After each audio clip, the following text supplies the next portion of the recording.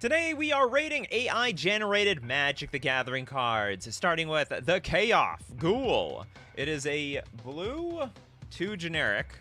It's a 6/6. What is this? It's a 6/6 vehicle artifact, but at the same time, it's an artifact creature. Is it a vehicle? Do I need to crew it? Is it its own sentient being? Is it like one of those transformer things? Anyway, it's got Flying, Death Touch, Hexproof, Reach, and Trample. That's a lot of stats for a three mana card. Flies? We have flying cars here in the future. And look at the picture. It's like some spirit showing elves in a forest what a car looks like for the first time. Behold! My four-wheel drive thingamabob. It can move forwards and backwards. And then the elves are like, well, where do I attach the horse? Anyway, other elves you control get +1/+1. That's good for them. It's going to make the elves stronger and faster, smarter. And also tap, turn target Auton and exiled card from your graveyard. All right, so we sort of lost this card a little bit. But at the end, we've got whenever you attack with 3 or more artifacts, you have to sacrifice them. Okay, we're not gonna have a race around here. We can only have 2 vehicles driving at any particular time. All right, because if it's crowded, you're gonna have a car crash, and that's it's no good for anybody. I guess not vehicle because no crew car. I guess not either. Also, vehicles aren't a creature. They're never an actual creature. This is a legendary car, by the way. Legendary. The only car in the multiverse with this thing. Okay, let's take it from face value. Flying, Death Touch, Hexproof, Reach, Trample, 6/6 for 3 mana. That's also a Lord. It danger! It absolutely a danger, but it has one ability that actually doesn't make any sense either, so we're scrapping it anyway. One way or another, it's gone. Yeah, Lord of the Wheels! I love that, Kano. It's the Lord of the Wheels. 1 car bestowed to the elves, who above all desire something faster. You thought elves were fast before? Well, just wait until they get behind the wheel, let me tell you. They're gonna have to make their own roads, though. Joda, the Deserter. It is a 4 mana 5/5 legendary creature. Probably human wizard. Now, at the beginning of your upkeep, sacrifice Joda unless you pay a red. They brought upkeep costs back. And then when Joda enters the battlefield, you may put a creature card from your hand onto the battlefield. And then if you do, Joda assigns combat damage equal to that creature's power. What the hell does that mean? Combat damage? Okay, so it's a 4 mana one-sided show and tell, which, okay, it's busted. It danger is right. We've got the most it danger cards coming right off the start of the show. But on top of that, it assigns combat damage equal to that creature's power. I understand, you know, dealing damage equal to the power to somebody in the moment. Is it delayed damage? Do I put the creature card in play only during the combat damage step? Yeah, are we assigning damage here? I don't get it. Finally, the dinosaur is riding the rider. That's right! Usually it's the rider riding something else. Look at this picture. I mean, it's perfectly depicting what this card does. We got Joda, the Deserter, and it's carrying a dinosaur. It's carrying something that comes into play. Deals massive amounts of damage. It deals damage, but the damage is considered combat damage or something like. I guess so. Can I deal? I mean, you can deal. You know what? You're right. Maybe that does work in some capacity. We're dealing damage. It's not regular damage. It's combat damage. Some cards trigger on combat damage. This is combat damage done before combat. In fact, if I have a flash speed card, if I play flash, we can do combat damage on somebody else's turn. Outside the combat step. You're dead right about that, Dan. Yeah, with trigger abilities that are like, if this creature does combat damage, well, I don't have to wait for the combat step for this. Anyway, it's 4 mana 5/5 one-sided show and tell. Get out of here. Yeah, combat damage turned to brain damage. The red mana makes the Joda faster than the creature he puts on the battlefield or he trips. Something to that effect. Alright, moving on. We've got a beautiful island. The Sanctum Blade. Very sanctimonious. 26 mana? What are they, crazy? This is like the most expensive card in the game. Well, what do we get for that much mana? Like, just replace any of the most broken AI cards with this mana cost, and all of a sudden it's fair. All right, we got legendary 3/3 creature. Commander creatures you own have, you may spend mana as though it were mana of any color. So if I mean, basically what this is saying is if you have infinite mana, okay, what it kind of says is like, if you have infinite mana, you can convert that mana into anything to cast like whatever cards you want. Because, like, I don't know, does anyone just randomly have 26 mana on the battlefield? You probably have infinite mana or a super strong mana generating machine. You got that machine has to be filtered into colored mana though, because basically this is colorless. Oh yes, I want to see the keyword ability haste along with the effect comes into play tapped. Oh, you mean for the last card? At least he's fabulous, very fabulous. Looks great. In fact, I think you'd be a target in war. Everyone would come after you to try to steal your jewels and your armor. Get him first. He's worth money. He's like a golden goose. I mean, it's legal. It's legal. It's playable. It's doable. It's a 3/3. Yeah, you got a 3/3 body attached to that. Yeah. Don't spend it all at once. It's bedazzled. So, okay, fun thing to do. Use Joda the Deserter to cheat this card into play. Oh, really? Is that what Joda can do? Joda can do a lot of things. 26 mana, though. Well, you gotta spend mana to make mana, or cast other cards. And it's funny. It's actually, we're not filtering just for anything. We're just filtering specifically for your commander. Like, how many colors is your commander gonna have? 5? So max out at 5, and then that's it. Okay, well, it's a passer. We got the mind strength. You gotta do some puzzles in the morning. Keep that mind sharp. Keep it strong. Or sometimes your mind can pick up some barbells. All right, it's a 2-mana land. I think that means you don't have to cast. It's just a land which you can play for nothing, but it has a casting cost, so it can get blown up by some effect. Whenever a creature enters the battlefield under your control, you may pay 1. If you do, create a 1/1 green elf warrior creature token. Oh, okay, that's massive. Like, that's good value, just right off the top. But wait, there's more. Pay 2, tap. Put a storage counter on our mind strength. We gotta store things. Tap, remove X storage counters. You know, okay, before going forward, I didn't think there was going to be a continuation of this. We look at these AI generated cards. Usually it's like, put a storage counter on this, and then the card just completely forgets about its own synergy. Okay, we can actually remove X storage counters from the mind strength and sacrifice it. Put all creature cards from your hand onto the battlefield. But it just says all! In fact, oh my god! This is insane!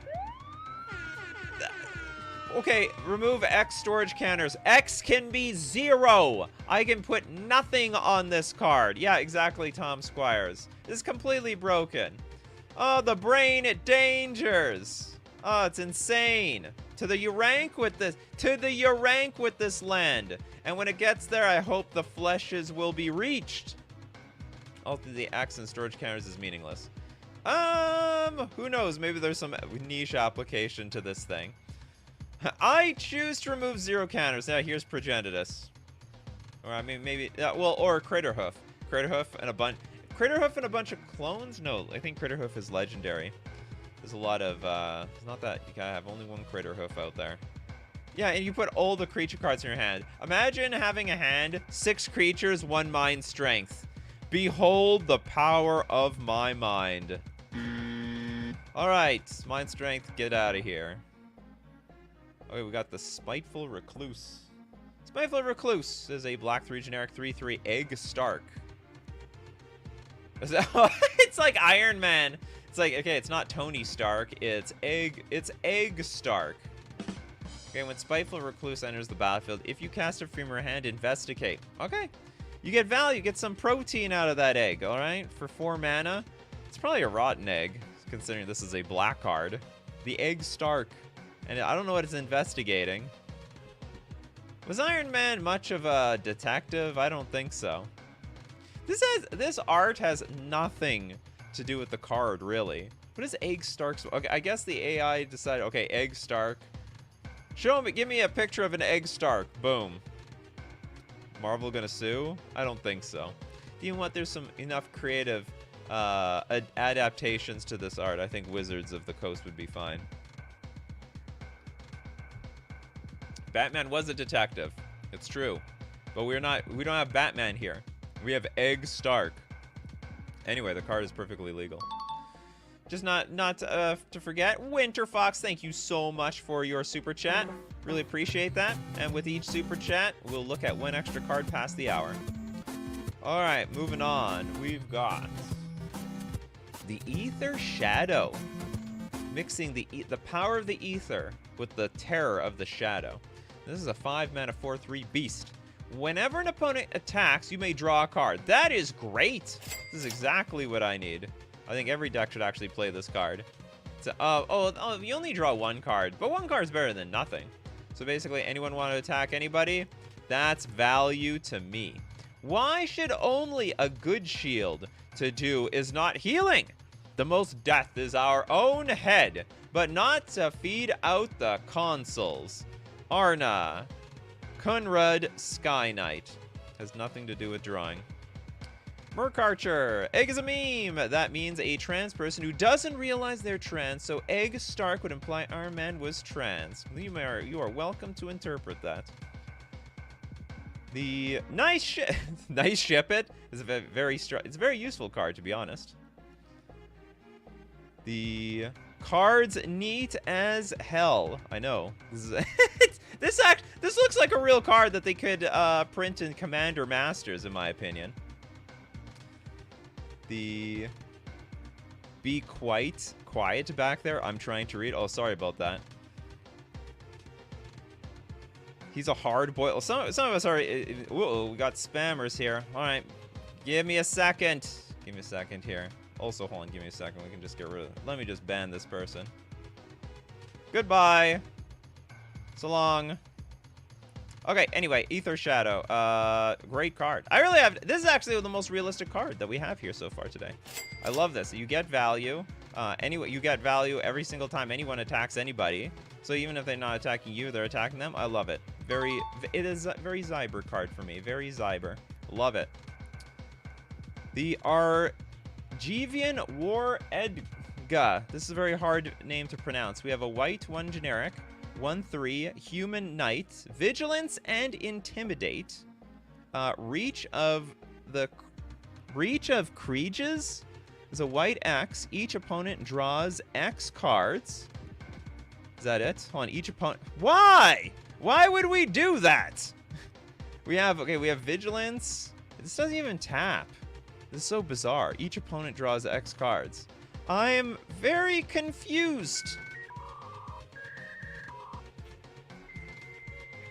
You get a card? Why would I get a card? I don't get any. Oh, yeah, well, everyone else gets a card. We're Oprah today. You get a card. You get a card. Everybody gets a card.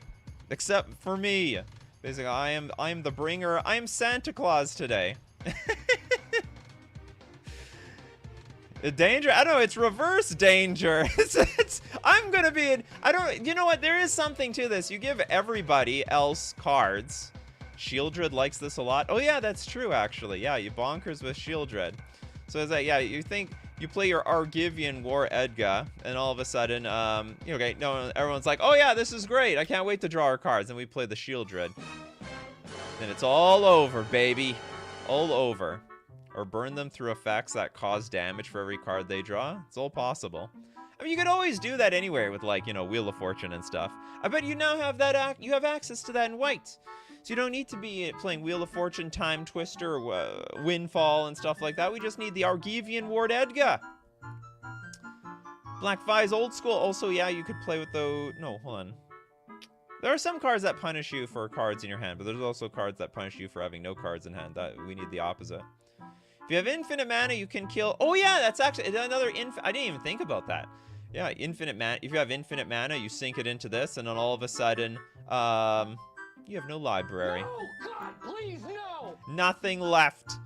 But they didn't go. I didn't mill ya. I made you draw. I let you draw it all. Oh yeah, super repeatable. You don't even need to tap this. You could be like, okay, you can have 3 cards this turn. You can have 3 cards that turn.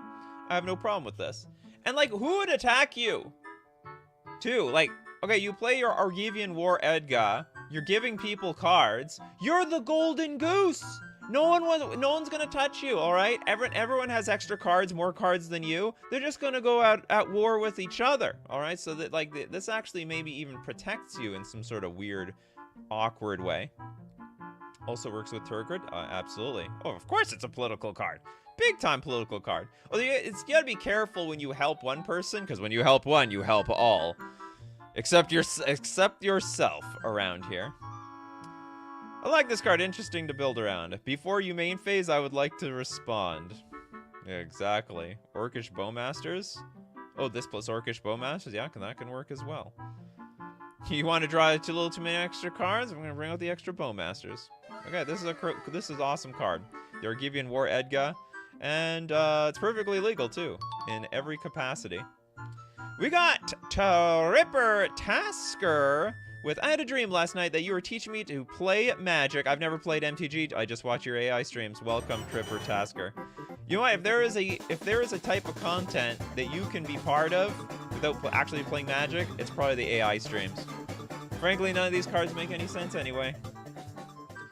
All right, next up we've got the Matting of Chorist.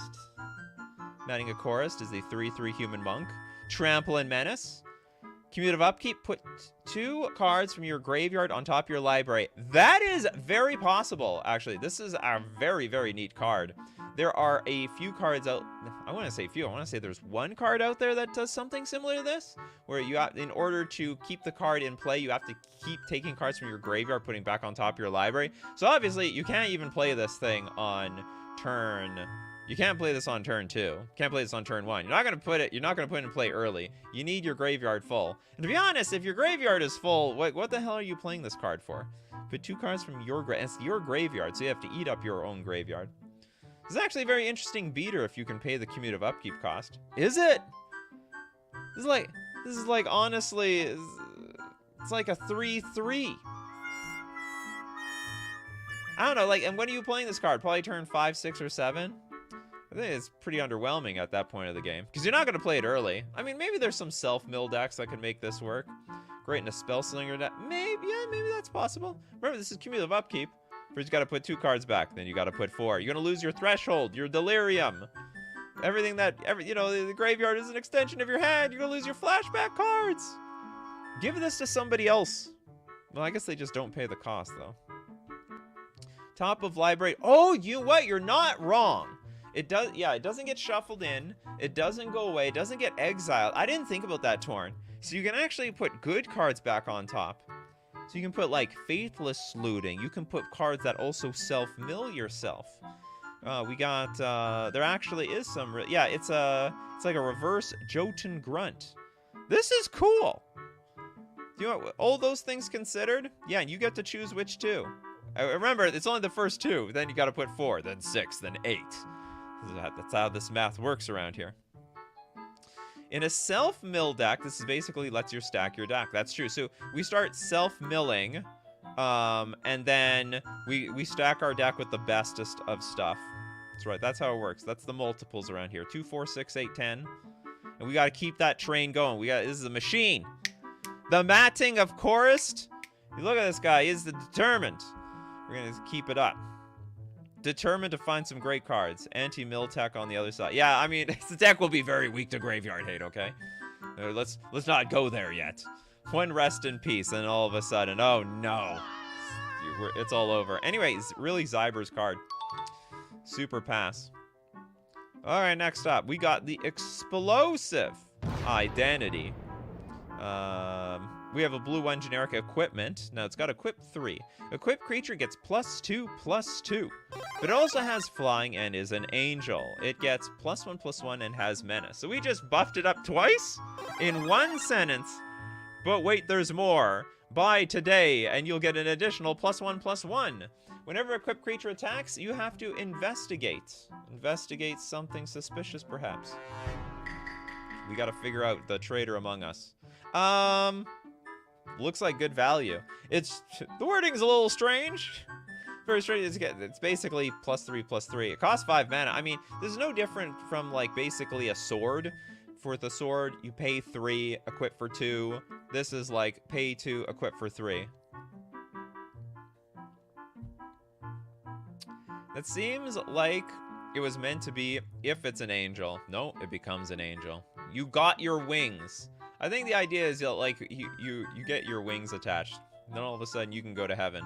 You can personally go there yourself.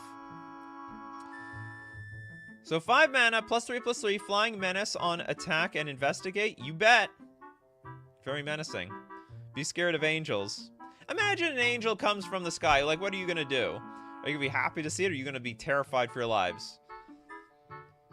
Alright, anyway, I think this is a cool card. I'm going to give that a pass. And we're going to move on to the Oko's Authority. Who's listening to Oko around here? And which one of these is Oko? Oko's a shapeshifter of some sort, right? I think? Maybe? We have a black 2 generic sorcery. Target creature gets +2/+2 as well until end of turn. But then we flip the coin. If you win the flip, destroy it. Target creature. So it's a gamble. So maybe we buff our creature. Maybe we get nothing. Basically, and it's so the upside is +2/+2. The downside is we lose our house. Destroy the coin. I think the idea is we're destroying. I think we destroy the creature. I think that's what they mean. I think that's the context around here. Destroy the money. Make an elk and shred it.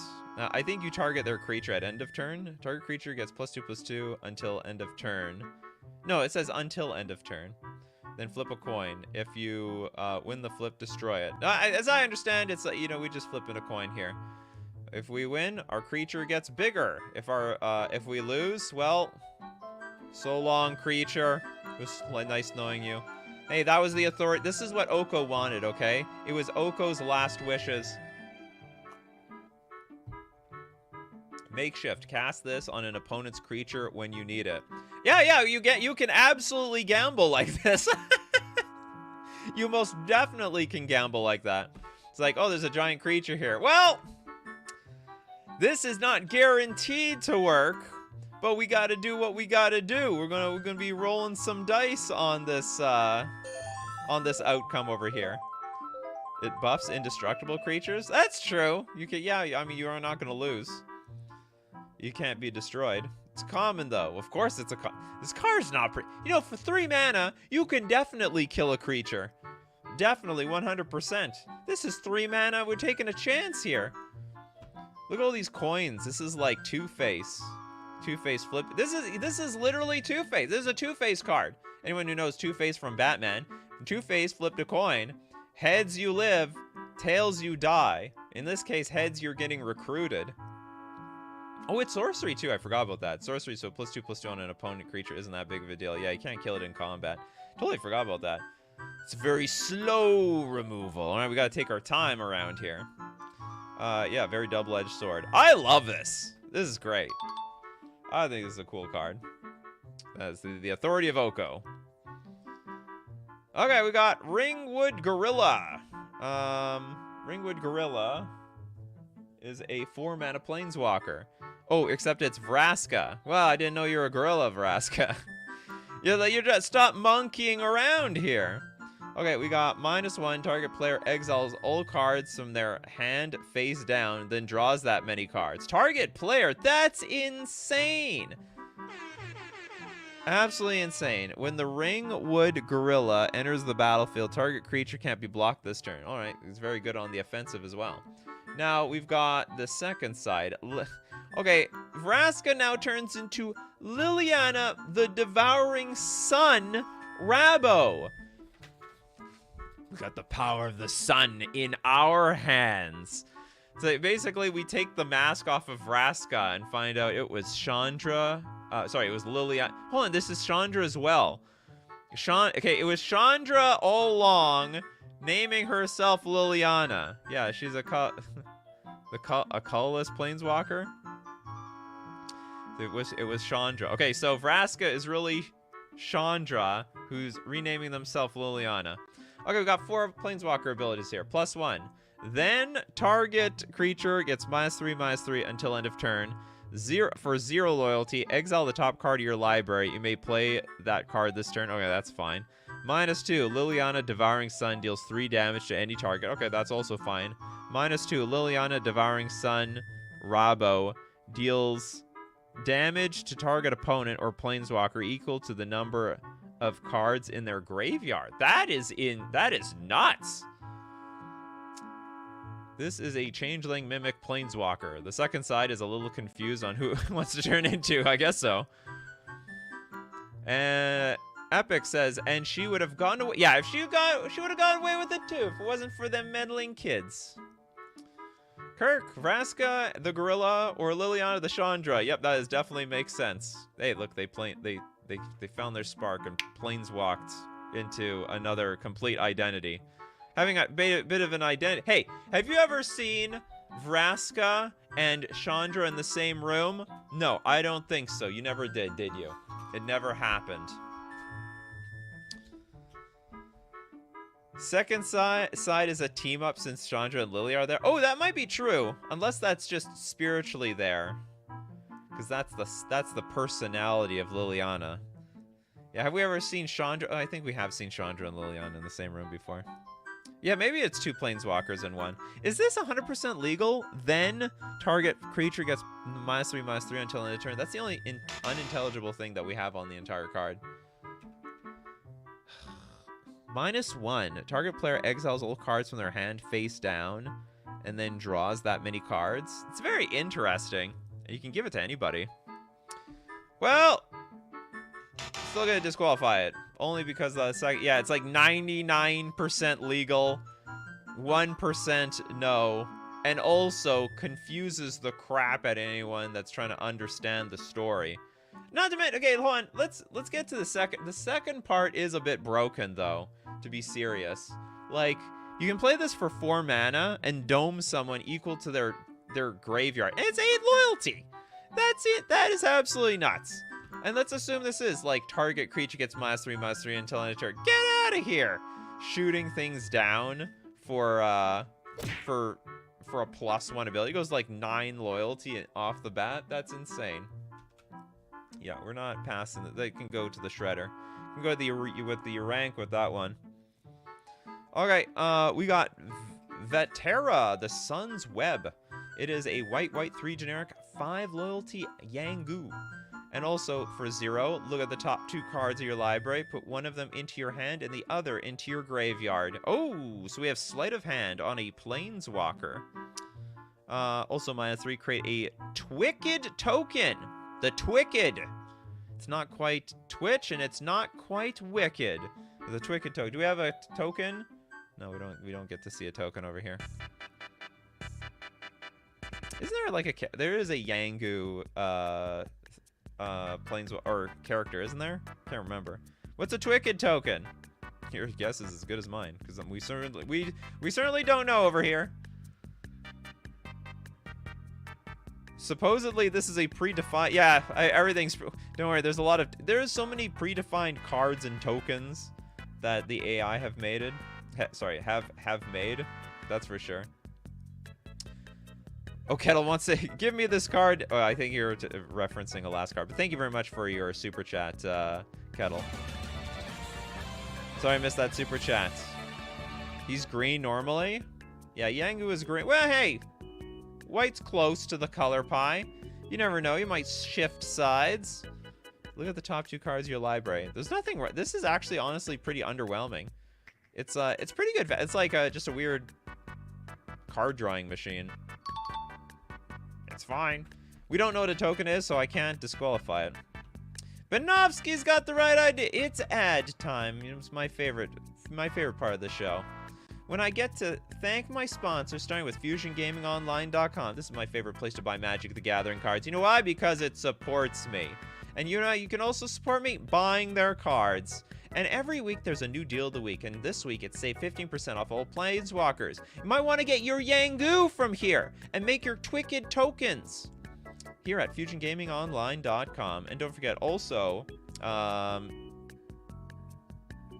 don't forget to use coupon code Nikachu at checkout to get an additional 5% off all your purchases, no matter what you order. We're also going to thank Mana Traders, the premier place for renting Magic cards online, and your ability. So Magic Online, this is a client different from MTG Arena, where you can actually rent cards, you know, for a subscription price. Why would you want to rent cards? Because it can be cheaper if you want to play with a lot of decks.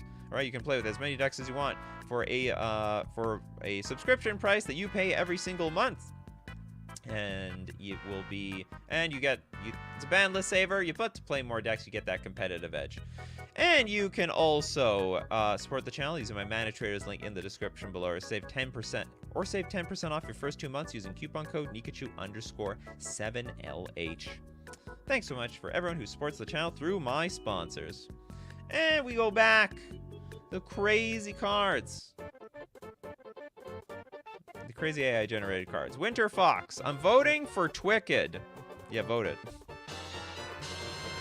Vote away. 0 mana sorcery. Deal 1 damage to target creature. Where did that come from? Just waiting. Just wait for the AI Mana Traders card. Oh yeah. Okay, moving on. We've got Memory Legion. It's a blue 2 generic. Chapter 1. It's a saga. Chapter 1. Choose target creature you control. Choose it. Look at it. That's a very important ability in this game. You must look at the card. It's a distraction device. So choose something. I guess, actually choosing doesn't trigger it if it's, yeah. I choose you. Choose it. Look at it. Hello, welcome, Alex. Welcome to the AI show. Okay, Chapter 2. Return all non-land permanents to their owner's hand. Whoa! Return all non-land permanents to everybody. Everything gets bounced back to your hand. Okay, and then Chapter 3. When you cast this spell, copy it. What the hell? We're already at Chapter 3, but we're already past the part where you cast this spell. When you cast the spell, copy it. You may choose new targets for the copy. It's a little late for this ability. I already cast it 2 turns ago. When you cast it, I guess if you cast a second copy of this card, I suppose. But wait a minute, wait, how do we even get to this part? We can never even get to the third we'll never get there. Yeah, it returns to grave, not hand. Return all non-land permanents to their owner's graveyard. I didn't even notice that. Oh my god. Oh, this card, yeah, return to graveyard. So basically, we're just destroying everything. Well, does that mean... Does that only count cards that came from the graveyard? Because we return everything to our hand, because the origin of those cards came from our hand. But what if they originally came from the graveyard? So basically, so any, like, the grave crawlers, reanimated stuff, you go back where you came from, the graveyard. Hence, and I guess everything else that did not come from the graveyard gets to stay in play. Yeah, it's like destroying without destroying. Beat zombie decks. Put them back. Get them back there. Enter Kaiser wanted to say, this should only return cards. Yeah, exactly. That's exactly how I'm interpreting this as well. Anything that came from the graveyard goes back to the graveyard. The dead stay dead. Well, sort of. Gets around indestructible, but also doesn't exile. No, it doesn't exile. It's just gonna go back there. Anyway, but the third part doesn't make any sense. I can't cast this spell. When you cast the spell copy, you may choose new targets for the copy. It's funny, we choose new targets. It's like it's funny, the very first mode is we chose something. You may choose new targets. I will choose something else this time. I mean, I guess there's a world where when you cast the spell, copy it. So, like, it goes to the graveyard. I, like, bring it back to my hand. I recast it, and I can double it. When you cast this spell, it's, like, specifically talking about Memory Legion. Yeah, return to hand and returns cards that you played from graveyard, not from hand. I don't understand that. So I don't lose my Twicked tokens? Hey, so long as they didn't come back from the graveyard, I think it's fine. But honestly, this card doesn't make a whole lot of sense. It's funny, but it's a little bit silly, and not very specific here. The ways of the AI are endless. Oh, it's creating design space we've never even could possibly have come up with. Next up, we got the Flying Artisan. Now, Flying Artisan is a 0-mana sorcery. So how that works, I don't know. Destroy X target creatures. You're no longer a forest. Okay.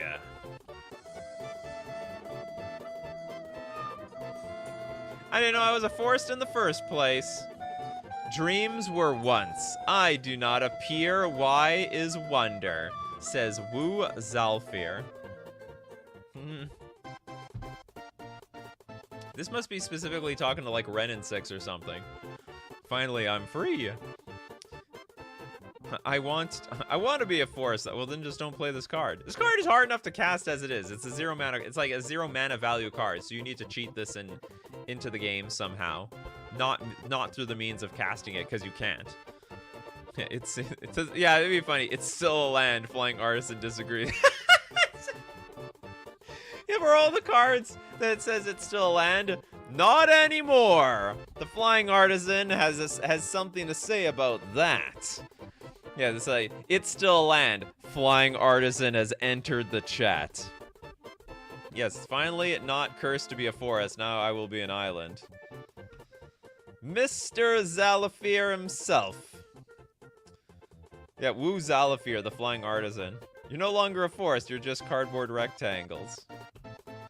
Oh, we got Janik, Nikachu, longtime fan since 2020. Have you given up playing Merfolk? I used to watch you play all the time. I have a separate YouTube channel for that called Nikachu Plays MTG. Go check it out. See all my Merfolk adventures? They still continue there.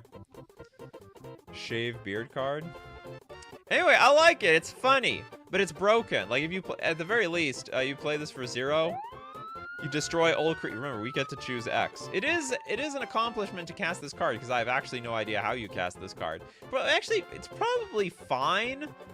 The destroy X target creature is probably fine because you have to probably go through hoops in order to. It's just a board wipe.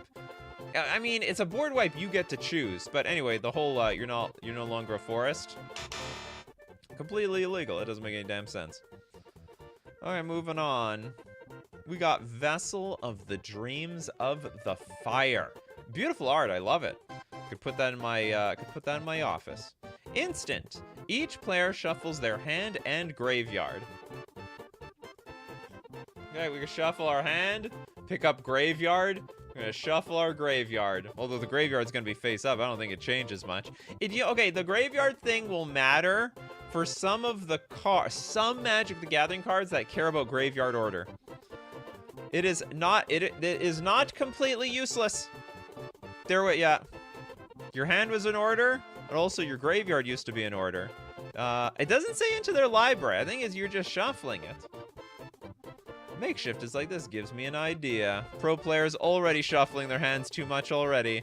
Yeah, it'll force some people to shuffle their hands when they don't. Enter Kaiser. Do hand cards in Magic need to stay in their positions, or can you rearrange cards in your hand? Oh, you can rearrange your cards. Yeah, it's pretty redundant to be shuffling cards in your hand. There's no order to that. In fact, well, there is a strategic reason to actually be shuffling cards in your hand, so that no one gets an idea of like, oh, are you putting your lands on one side, your creatures to the other? So like you mask the power of your hand in that way. Shuffle into nothing, so you shuffle for the sake of shuffling. Does this existing prevent people from shuffling their hands for free? I don't think so. It just forces them to do it. It's a good question. There might be some future design space where you're not allowed to shuffle your hand for the AI cards. Well, okay, I think it is legal. It's a little barely useful. Very barely useful. But it is something. Is there not an ability, like whenever you shuffle, you get a trigger or something like that? I don't know if it's shuffling your library or just shuffling anything. Well, I guess the only thing you would shuffle is your library, though. Are we noticing them getting better at being relevant, or is that me? They are more intelligible. Like we're not seeing like word soup as often. But I don't know if they're any more useful. You gonna play Vessels of the Dreams of the Fire? That's a dream that... I don't know, that's a dream. That's a dream some people, I guess, are trying to live. Okay. Next up, we got Heliod, the Spell Shaker. Heliod has gone the ways of the blue. Blue 3 generic for a 2/2 human wizard with flying and lifelink. Ah, lifelink in blue. We've always wanted it. Finally, we have it. Okay, blue 4 generic. Create a 3/3 black Kobolus creature token and a 3/3 colorless Groven creature token.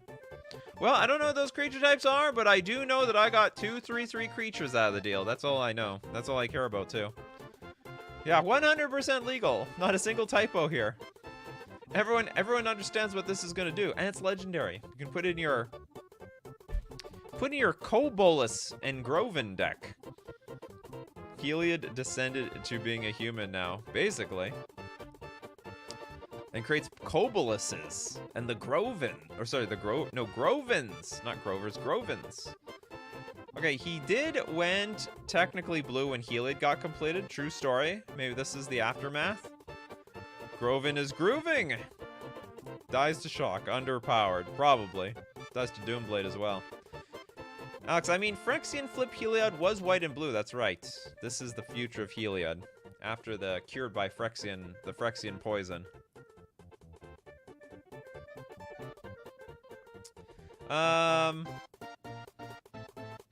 Okay, not much to say about that. Heliod, guess what? You're a legal magic card now. Okay, we got the Scent of Protection.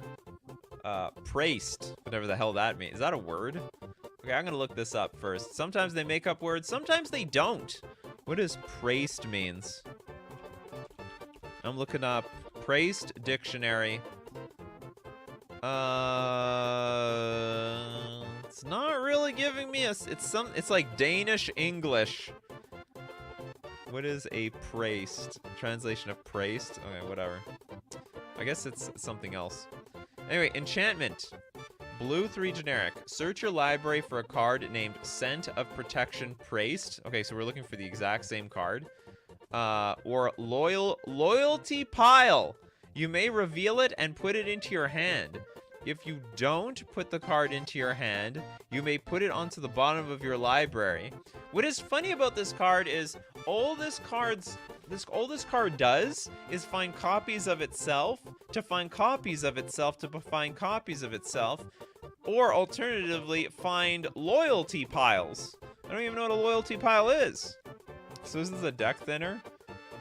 It's very good. And what's actually funny, in Commander, you can't look for Scent of Protection Praised anymore because you have it already. So all you can do is find loyalty pile. Oh, please show me a loyalty pile. Oh, they don't have a loyalty pile. I want to see the other card, damn it. Apparently Praised is a place in Germany. All right. So protection from Germany. 4 mana, too high of a cost. Hey, we don't know what loyalty pile does. Maybe it's like a broken combo card. Feeder for Sphere of Protection, maybe. You can search your library without shuffling. Oh! Yeah, you may search your library. If you don't put it in your hand, you may put it on the bottom, and everything else is stacked perfectly. We found the value to Scent of Protection Praised. It is stacking the deck. Yeah, it technically dangers. Danger is found in ways you least expect it. You have to read the fine dotted lines. Yeah, the Germans hate this one trick. If you don't put it in your hand, put it in your hand. Oh, does it say that? No, it's if you don't put the card in your hand, you may put it on the bottom of your library. 5 mana, so pretty fair. No, but it's instant speed. You put this out on turn 1. You pass the turn with 4 mana up. You just stack your deck to like however you want. So that's insane. Absolutely insane. May reveal. Does it say you may reveal it and put it in your hand? Yeah, you may. Yeah, you could choose not to. Oh my god, this card is like just cheating like all over the place here. So I can put a card in my hand. But I guess you know what I have to do, probably? It's like, morph cards. Like, at the end of the game, I have to prove to you that I put a Scent of Protection Praised or a Loyalty Pile into my hand. Because if I didn't, then I cheated.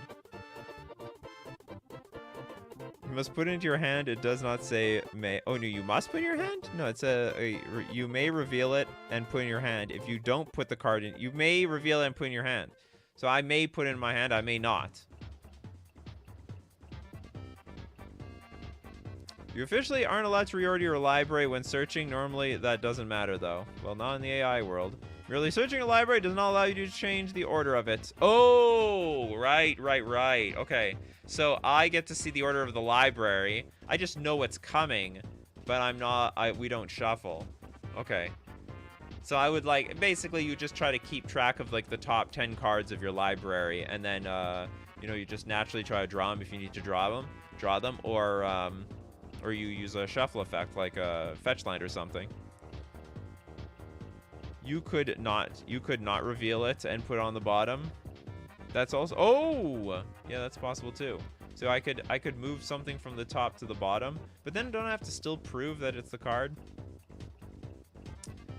Can you not? Well, apparently, according to the rules, we can't change the order of the cards. Just like on Arena, you don't change the order of the cards. They're just, they're in a certain order. Okay, I don't know if this is good or not. Maybe this is not that. If I can't stack the deck, maybe it's fine. I think the card sort of works as worded. It's just really loose, that's all. Yeah, cheaters love this card. I think the way that this card works is if you don't reveal it, you have to show it later, like at the end of the game, to show, okay, I had this card, I did look for this card, I put it at the bottom, or I put it in my hand, or whatever. Then Loyalty Pile makes you the Monarch and has Delve. Yeah. It's possible. Okay. Moving on. We've got D-Roy. D-Roy Nightwinds. A blue 2 generic listing legendary something. Probably, it's not even a creature. What is this, an enchantment? It is an undefined card type. You may activate abilities of artifacts and creatures your opponents control. That's cool. And then whenever an equipment dealt Dast, create a 6/6 black Clane spell and red dragon creature. Sort of derailed there at the end, didn't it? I mean, I can't say it was on the tracks to begin with. Well, we had a bit of a rocky start, and then we just went full derailed.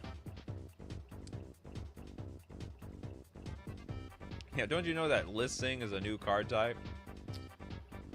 No way of removing, broken. You may activate abilities of artifacts and creatures your opponents control. That would have been cool. Too bad it wasn't to be. First ability Zyber, second oh yeah, the second Chaos ensued. That is true. First part is pretty nuts.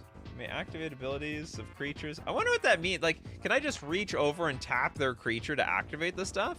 Activate abilities of artifacts and creatures. I guess so. It's like, at your upkeep, I will tap all your mana. I'll tap your soul ring. You don't get anything. You'll have no mana. Your mana rocks are useless. All of them. This card is dastardly. Weren't the listings a natural enemies of the Lurgoyfs? I don't know. Black Clane spell and red is the name of the dragon. Oh, maybe you're right. Whenever an equipment dealt Dast, create a 6/6 black Clane spell and red dragon creature. You know what? That's possible. There's been a lot of these really long words that sound like it's an ability, but it actually is just the full name of the card. Surprised to catch you on my late lunch break. Howdy, how's it going? It's going great, Captain Rumia. Remember, 3 p.m. Central Standard Time. That's when the show is on these days. Do you spend your opponent's mana, though? Probably, I don't know. That's a good question. Those are questions that deserve some answers, but I got nothing. You tap your opponent's artifacts for mana. Do you get the mana, or do they get the mana? Or does it go into thin air? You know, there's some things that you will never know. They'll just stay in the X-Files.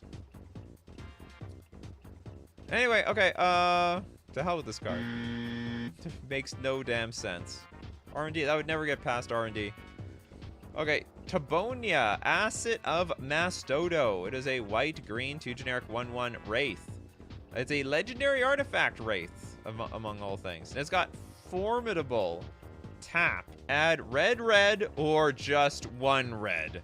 Spend this mana only to cast a permanent as though it had flash. Activate only as a sorcery. I have to activate this thing at sorcery speed. But for some reason, it's going to add mana to give a permanent flash. I mean, I'm literally just going to be playing it at sorcery speed. So does it give... It does give flash to the card that I'm going to play, but it needs to be within the step or phase that I'm in. Because if I move to another step or phase, I'm going to lose the mana. Say sorcery... Yeah, sorcery speed mana producing flash permanent. All in one. So basically, I have to activate this mana ability at sorcery speed, but I can cast spells and then with, you know, on the stack, cast a permanent with flash. Lysandra says, or you can only use the mana on spells that say you can cast them as though they had flash. Spend this mana only to cast a permanent as though it had flash. Only cast... Actually, you know what? That's a good question. I have no idea how to interpret this. Spend the mana only to cast a permanent as though it had flash. Maybe it can only cast spell... Maybe, yeah, maybe you're right. Maybe it can only be mana... Maybe the mana can only be used on spells that have flash or could be cast as though it had flash. I think that's a good way to interpret it. But I still have to... I can only add the mana at sorcery speed. It's not like I can go end of turn, tap my Tabonia to add double red or a single red mana. You can't cast a permanent that does have flash. It casts it as though I had flash. You have to cast the spell before the phases. Yeah, I know. If you don't, you lose the mana. Red Elemental Blast counterspell? Okay, Tatsutos. It works well with Omnath and similar effects that let you keep the mana through phases and cast on an opponent's turn. Okay, yeah, that's possible. So there's other cards that will let you keep the mana as you go through the phases, so that's true. Muddle Weight. You can get the mana at sorcery speed, then cast a sorcery, and use the mana to respond to the sorcery with a permanent. I love your idea. This is great. I think it's readable that it works. This is not one of my proudest passes. This is not my proudest prints, but I guess we're gonna print this one. Where is this guy from? I don't remember. But we keep seeing him. Okay, or was that the look at it card? I think that was the look at it card, or one of them. There's a few look at it cards. Okay, we got the Whale of the Weak Beast. There's a green 1 generic instant with Replicate 0. Look at the top 6 cards of your library. You may reveal an artifact card from among them and put it into your hand. Put the rest on the bottom of your library in a random order. What does Replicate do? I don't know what Replicate is. Whatever, yeah, whatever. I'm with you, Dono. Whatever Replicate does, it danger. Exactly what it is. I can replicate for nothing. Hold on, I gotta look up Replicate. I really don't know what Replicate MTG mechanic. Sounds like it's a mechanic. Okay, Replicate cost means as an additional cost to cast this spell, you may pay the cost any number of times. And when you cast this spell, if a Replicate cost was paid for it, copy it for each time the Replicate cost was paid for it. So you just look for all your artifacts. Like, what is even the point of this thing? You literally look, you can replicate infinite times and get all the artifacts into your hand. Oh yeah, it danger big time. So that is the Whale of the Weak Beast. Weak is getting strong. We got the Affinity player over here, a Hyperess. This seems fair to me. That's a good one. That's an auto include. How could you not Whale of the Weak Beast around here? Well, you don't draw your deck. It's you can only get artifacts. So if you're gonna have some non-artifact cards in your deck, unless you build your deck completely 100% artifacts, yeah, then it will work that well. Yeah, it's a new instant include in Affinity. Oh man, that would be so good in Affinity. Because you just look for all the Affinity mechanic cards. You basically dump the whole your whole hand onto the battlefield. It's in green, so it's balanced. Oh yeah, that's what they said about Ancient Stirrings. Quantum Bandit. Just get all your mocks in at once. Get all your mocks in, put all your artifacts in play. Get the artifact lands. Dies to summary dismissal. That's true. That's true. That's the tech around here.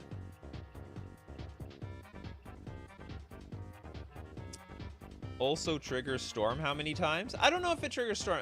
Copies doesn't never trigger Storm. As additional cost to cast the spell, you may pay the cost. When you cast the spell, if replicate cost was paid for it, copy it for each. Yeah, it's Storm only counts and looks or keeps track of cards that were cast from your hand, not copies. Because then Storm copies would trigger the Storm copies. Okay, anyway, it's broken. We saw enough. We analyzed this card. Yeah, I think we know how this thing works.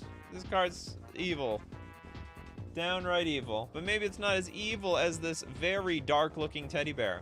We got the Stap Warrid for double black. It is a legendary kindred sorcery artifact land. It got pook. It's gonna poke you. Somewhere between poke and spook. That's right, it poke. It be pooking around here. The Stap Warrid. What the hell does pook do? And it's a land that adds nothing. It is a land that with a mana cost attached to it, but we can play it for 0 because it is a land.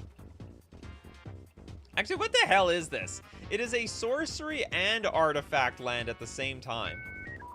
How can I? Does the land not supersede everything else? Yeah, sorcery speed land.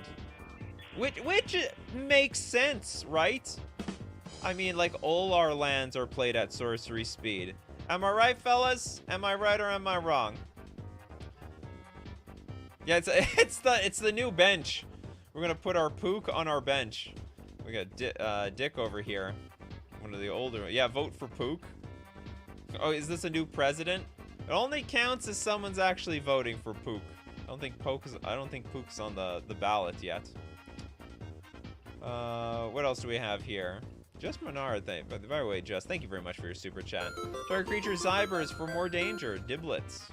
Yeah, this card is super diblicking around here. And also Winter Fox, thank you very much for your super chat. Garfield's Bear, Pookie. Oh, is this what you're talking about? Wow, this is very well timed. Garfield's Bear, Pookie. Oops. I cleared that one. Okay, so I gotta remember that one. I'm still flying. I'm still voting for flying, as would I. Fly forever. This card doesn't go anywhere. Okay, and Day Freaker Patriere. It is a green 5/5 Chimera. At the beginning of Dapit's upkeep, it's like talking very specifically about one player that might be in your play group. You may pay any amount of energy, colorless life. I think this card just is really screwy. Actually, if there's anything we can take away from this, it is a 1 mana 5/5 artifact creature with an ability that doesn't make any sense. Yeah, G for a 5/5. We have a fancy version of it too, if you want an alternate frame. Molten Sunderwood. This is a green, black, 2 generic, 5/5 elemental. Partner with lands. Can you even do that? So if I have a land with partner, can then I play my land from the command zone or something? Okay, it's got flying. At the beginning of your end step, return target creature card from your graveyard to your hand. Beginning of your end step. We get our creature back. Hashtag, my commander is a mountain, okay? My commander can be anything it wants to be. Yeah, Aladdin partner, let's go. Basically, the way I'm interpreting this, you have a single land that's in your command zone that you can play at any time. So you're basically guaranteed to have a land in your opening hand. What happens when you can't return a creature? Well, just nothing. It says at the beginning of your end step, return target. I guess it would trigger, but nothing happens. Can you only have legendary lands as a commander? No, it needs to be I guess it needs to be a legendary land that's also partner with land or partner with creatures, I guess. It has to have partner, otherwise it doesn't work at all. You have to cast your commander, so you can't have a land as a commander. But you can have something else in the command. Well, I'm not going to say what you can have in the command zone. I think they're trying to put lands in the command zone. Okay. Zero Cat. Rx Mythos is a legendary land, just misses the commander. Yeah, Dryad Arbor, but legendary. Guaranteed extra land in your opening hand would be pushed. Would it? I don't think it'd be that pushed. I think commander players would like that. Like the ability to play a land from your hand. Rx Mythos is a land commander, kind of. Oh, I have no idea. I have no idea what you guys are talking about. Let's look it up. Rx Mythos. Oh, this is a real card. This literally looks like an AI generated card to me. It's a 4-mana legendary Kraken. But it's a land in the picture.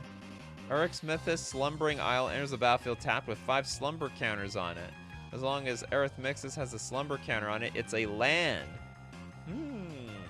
That's right. So you have a commander that can be a land at the same time. Cool. But is it partner? No, not yet. Not partner. Yeah, funny stuff. Cool. Can we say flying partner with lands? Well, technically, partner with lands doesn't exist yet, so I'm going to say it gets disqualified, but I think it's A for effort. A for effort. Okay, now for every super chat, we will be looking at a... we're going to look at one extra card. I accidentally turned off one of my super chats. So the first one is going to be through Winter Fox. Thank you for the Garfield Bear Pookie super chat. This is your card. Or the first card. Blapping Miris.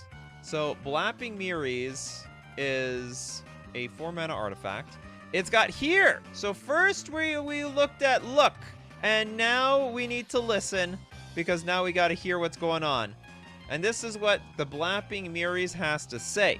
Whenever you cast an instant or sorcery spell, you may draw a card. You listen up here.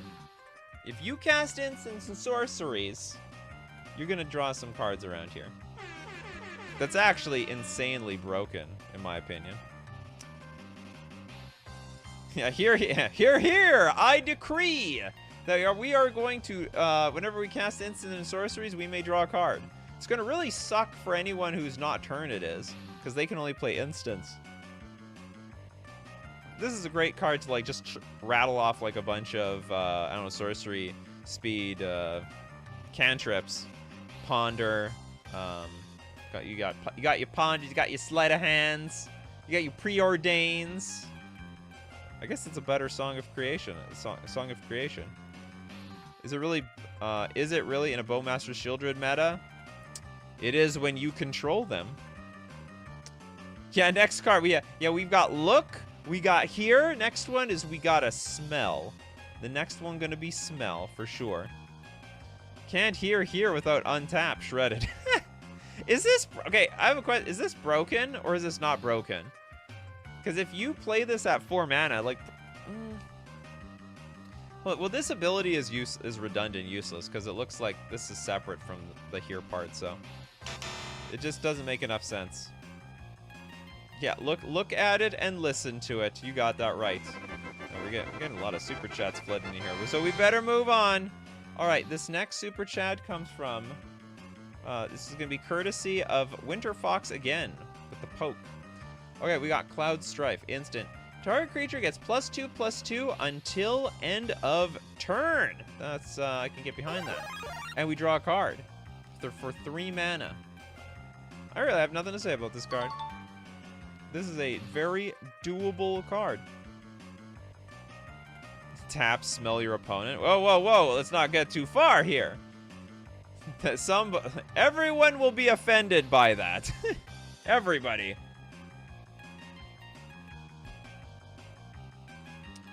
Looks like it looks like it's supposed to be a green card. You know what, like, it should be just like that last card. Maybe we buff it up, maybe we destroy it. Could be one or the other. Yeah, it is Strife. Oh, Cloud. Yeah, this is literally Cloud Strife. I didn't realize that. From Final Fantasy VII. I don't remember. I guess he does get +2/+2 sometimes, and it's Stife. It's Stife. Oh, it's Stife. Yeah, not Strife. So Square Enix can't sue. Yeah, it's not the same thing, Square Enix. Don't get on our asses over here. All right, perfectly legal card.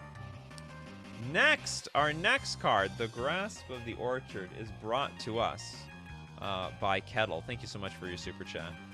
We got a land, tapped out of colorless. We can also pay 1, tap, add 1 mana of any color, so it's a filter land. But we've got the ability, pay 10, Grasp of the Orchard deals 22 damage to any target. 22 damage. And that also can go straight to your face. It is a win condition for infinite mana. The Dumb Draw says, I like this land a lot. I could use this land.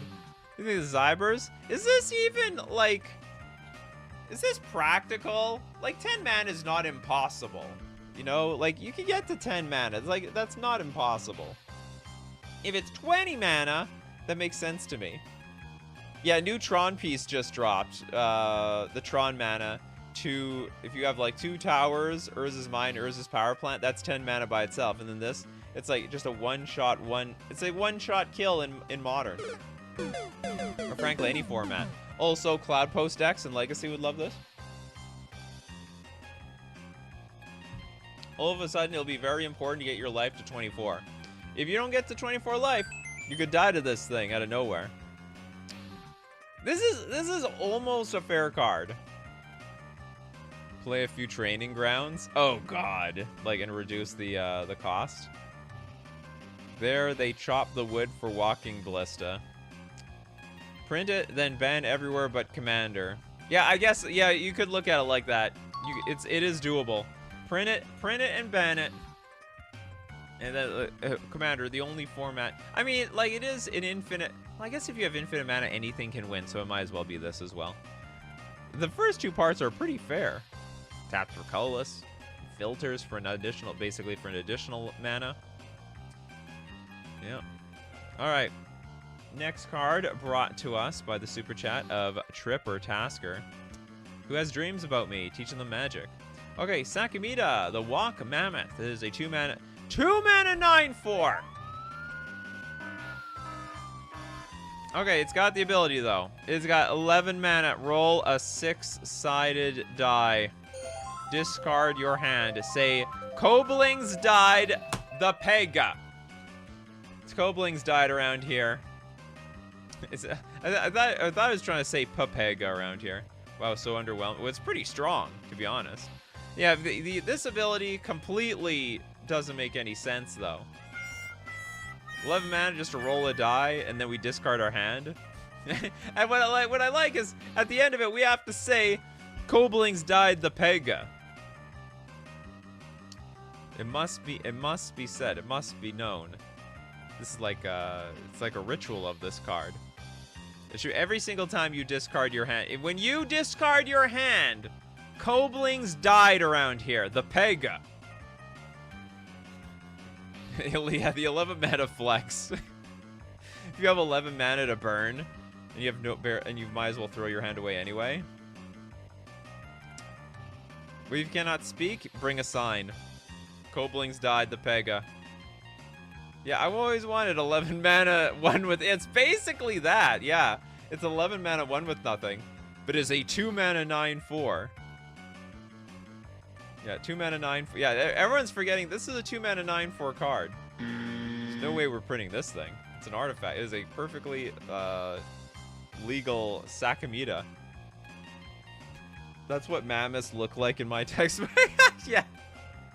But I mean, maybe this is like an ice sheet or something. Underneath the ice is the mammoth.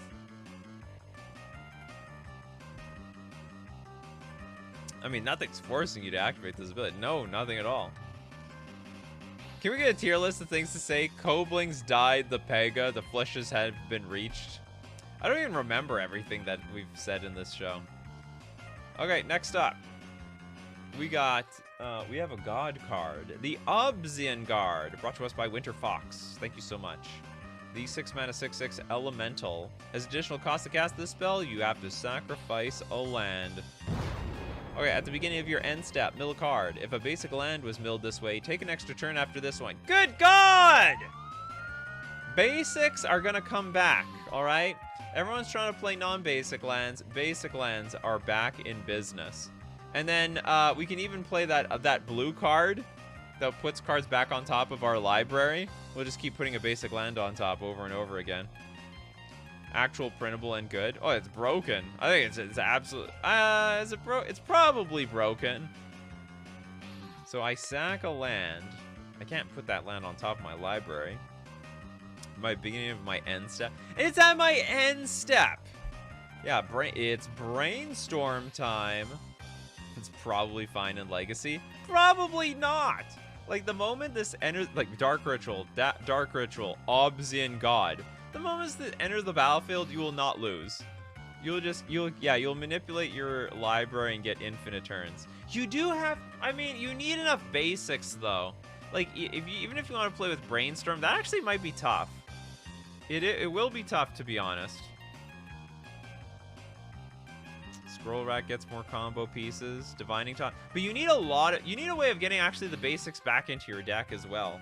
Or putting stuff from the bottom of your deck on top of your library. Or sorry, put cards from your graveyard on top of your library. That's the only way you're going to make this thing work. You can tutor the top of your library in black. You can. There's a lot of cards that do that as well. But how long you... yeah, you do. I guess you just don't need to keep that going on for that long. Because you just want the extra turns anyway. Just run an absurd number of basic swamps. Well, that can backfire in another way. That won't work for forever, I'll tell you that right now. I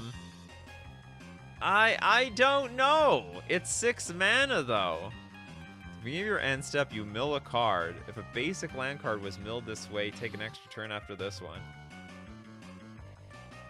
Oh, I guess we'll give it a pass. This is very strong. I do have a feeling that it's going to be hard to keep going, though. Like, if you want to fill your deck with a bunch of tutors and brainstorms and stuff, I think it's going to be awkward. Okay, next card is brought to us by... Oh, has no name. But I'll tell you the person this card was brought to by. It was brought by Jess. Thank you very much, Jess. Okay, this is a green 2 generic 2/4 Cephalid Soldier. And when card name enters the battlefield, put up to 1 target non-land permanent into an opponent. We're putting it straight into the opponent. Would you like it to get shot directly into you? Would you like it surgically inserted? It's literally eating the card. When card name, what are we gonna name it? We can name it. Are we naming it Bloop? Blop-a-boo? Yeah, eat my cards. Shove it into the opponent. We now eat the damn thing. Put up to 1 target non-land permanent into an opponent. Put 1 target non-land permanent. It sounds like I can shove a card up their arse or something. This is just the children-friendly image. Are the dice I have non-land permanents? No, they don't count. Those are game objects or something like that. Combos well with animate objects. Yeah. Kinkiest magic card yet. You can feed them the tokens. 1 target non-land per... Yeah, you can feed tokens, I guess.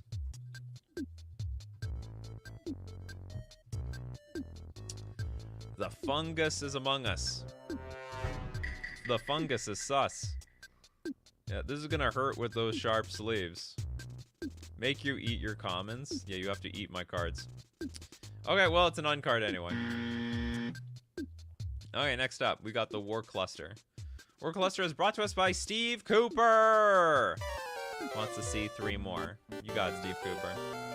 Okay, 6 mana for, sorry, 4 mana for an Archon. War Cluster deals 5 damage, divide as you choose among 1, 2, or 3 lands. War Cluster deals 26 damage to each creature. What the hell is going on with this card? I thought we're dealing 5 damage, and then we're dealing 26 damage to everything. And it seems that I can only deal the damage to, like, creature lands. Because you can't deal damage to lands, you know? Yeah, hit those pesky land creatures. No, Arbor, Dried Arbor, you're in danger! You're in absolute danger. Ah, the classic red card, print it. To be honest, it's not broken. We literally have a 4-mana, it's like basically just a 4-mana sweeper. Like, it'd be fine. So basically, what's gonna happen is the land creatures will be dealt 5 damage first, and then they're gonna take an additional 26 damage after that. So it's for that, it's for those lands that are sometimes at 31 or more toughness, or around 31 toughness. You gotta make sure that they're dead and they stay dead. It doesn't target the land, so it might be a problem. Does 5 damage divided as you choose. No, it chooses the lands. You choose the lands, you divide the damage. Stuffy Doll, ooh, a Stuffy Doll combo.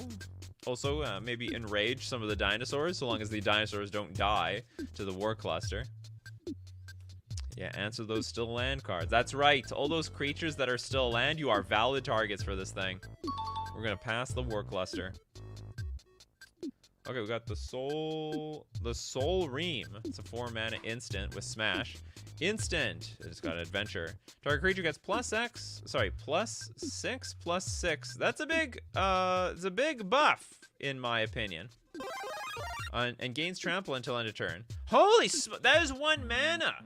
That's actually insane. Hold on, this is basically a split card. I just realized this is an instant, and this is an instant. This is like it's an instant that went on an adventure. So you play the Smash part, which is not easy, by the way. You have to target a creature. Not any deck can play this. This plus the new Slick Shot, that's absolutely broken. God, please, no! Oh yeah, or Infect. Yeah, Infect is salivating. Infect sees this. Infect fam, rejoice. We got the greatest buff spell of all time at instant speed at that. Non-conditional. And trample. Okay, there's a second part of this card. Destroy target artifact or enchantment in red and gain 3 life? When the hell did that happen? Yeah, red that destroys enchantments would be $1 million card. Wouldn't you all like that red? You want to destroy enchantments? Also, do you want the ability to buff things up for 1 mana? Okay, this card's just nuts. Yeah, MTG in 2030. That's exactly what it'd be like. We're on our way. Oh, we got Homer Simpson with the Chroma Scale Officer. Whatever the hell that means. Looks like Homer got possessed. Got converted by the Borg. We have a 3-mana 0/1 Homer. Yeah, it's literally Homer. Flying. Morph of a white and 3 generic. When Chroma Scale Officer is turned face up, counter target spell. Untap up to 3 lands. Very cool card! Very cool card! I love it. So you can morph. Yeah, I think this is just really cool. It's off color, but a cool card. Hey. White counter spells, alright? Have you ever heard of Mana Tithe? You ever heard of a little something called Mana Tithe? Well, now you've heard of the Chroma Scale Officer.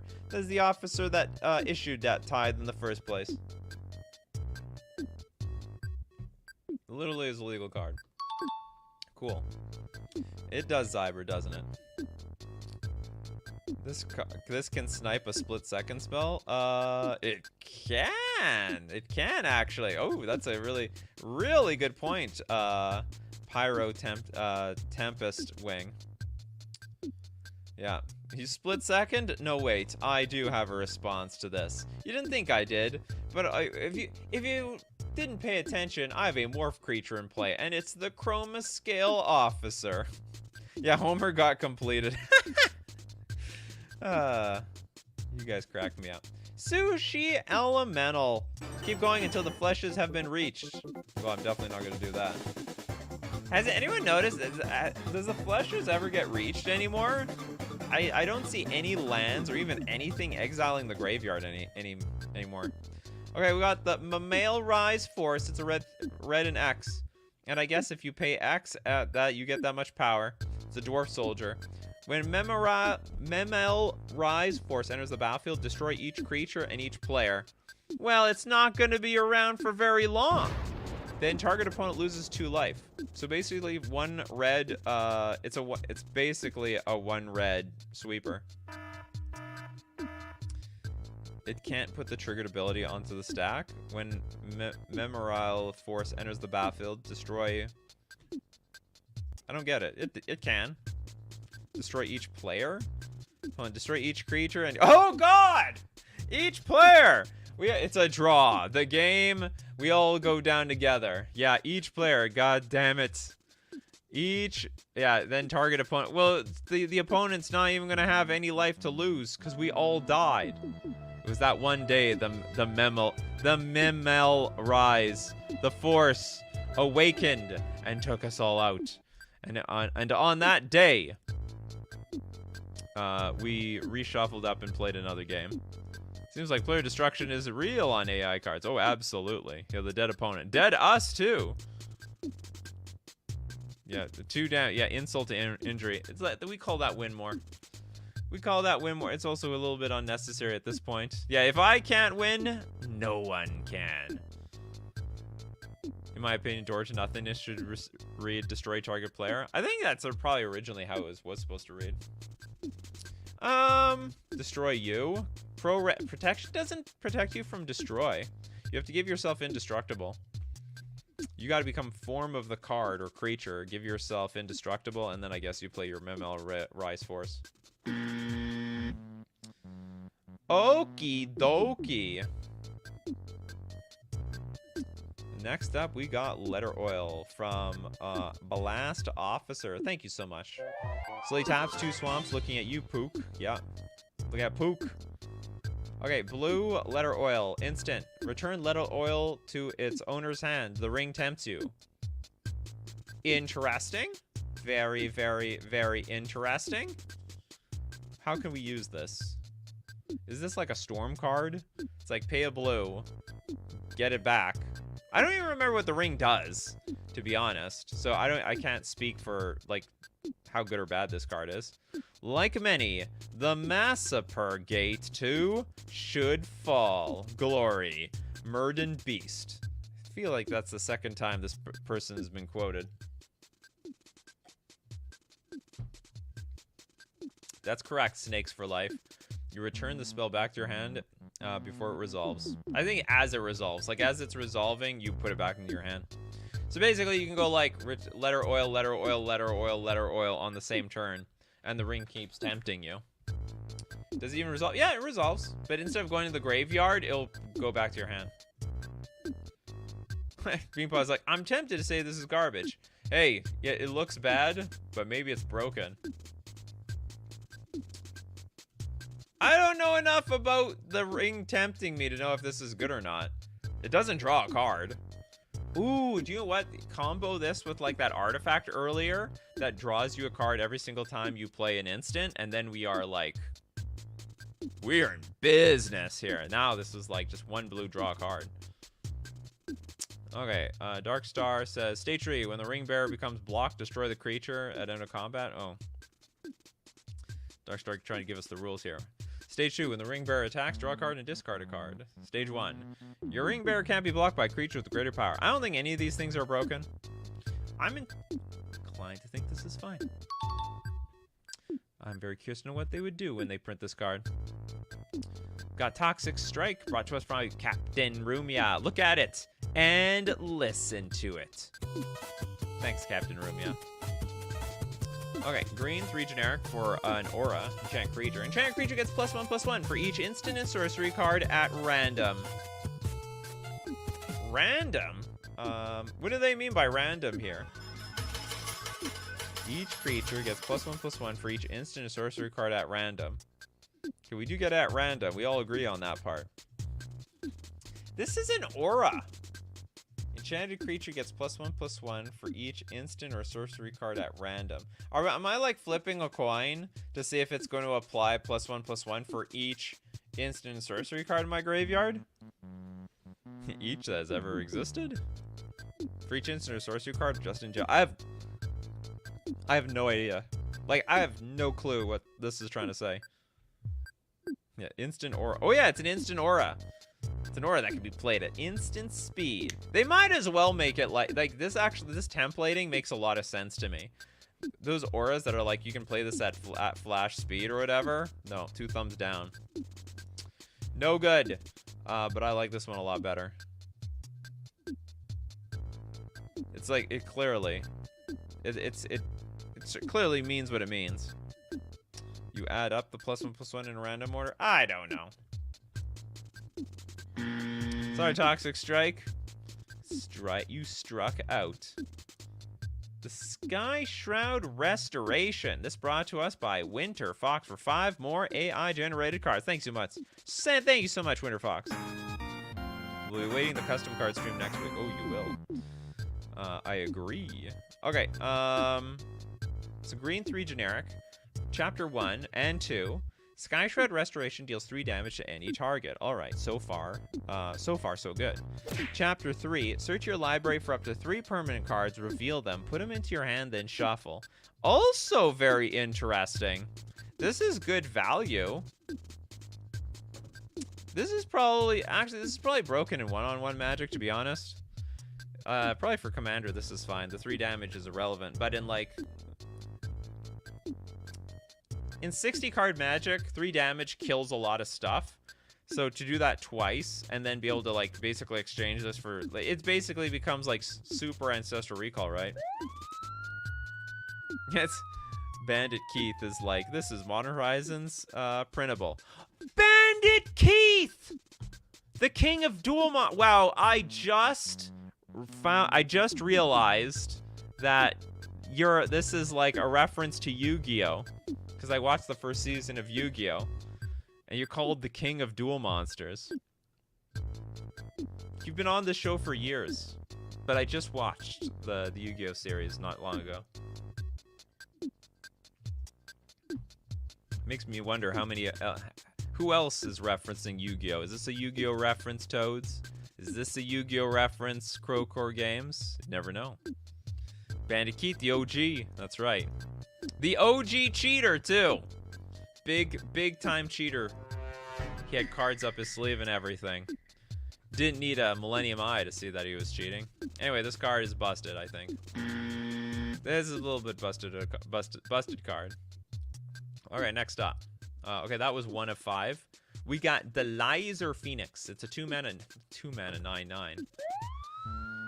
These cards, they all danger today. It's a Cyberman. It's flying. And the Laser Phoenix gets +X+0, where X is the number of attacking creatures with flying.